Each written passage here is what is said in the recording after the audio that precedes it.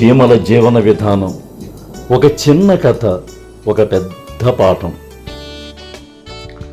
చూడమ్మా, చీమలన్నీ కలిసి ఏం చేస్తున్నాయో. లైన్గా వెళ్తున్నాయి తాత. వాటి శరీరం చిన్నదే అయినా చాలా పెద్ద పని చేస్తాయి. అవును తాత, ఎంత పెద్ద మొక్క పట్టుకెళ్తున్నాయో.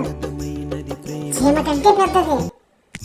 ఒక్కొక్కటిగా కాదు, అన్నీ కలిసికట్టుగా క్రమంగా పనిచేస్తాయి. తెలుసా,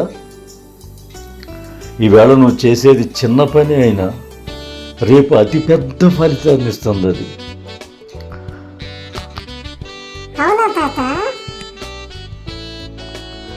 అవి పనిచేసేటప్పుడు ఎన్ని అడ్డంకులు వచ్చినా పట్టించుకో, తమ పని తాము చేసుకుంటూ వెళ్ళిపోతాయి.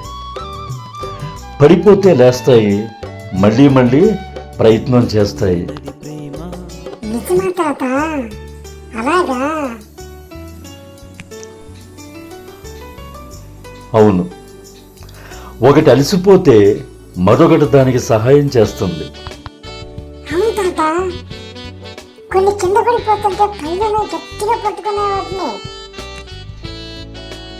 మనిషి ఈ చీమలు చూసి నేర్చుకోవాల్సిన చాలా ఉంది కదా. అవును, నిజమే తాత, చాలా ఉంది.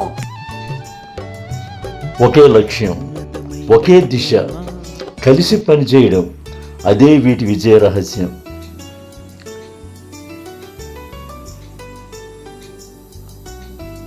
మనము అలాగే ఉంటే జీవితంలో విజయం సాధిస్తాం.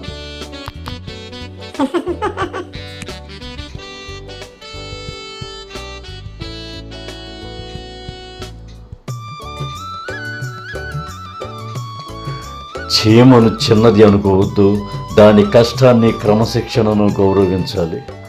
మంచి పాఠం, మంచి భవిష్యత్తు. Thank you.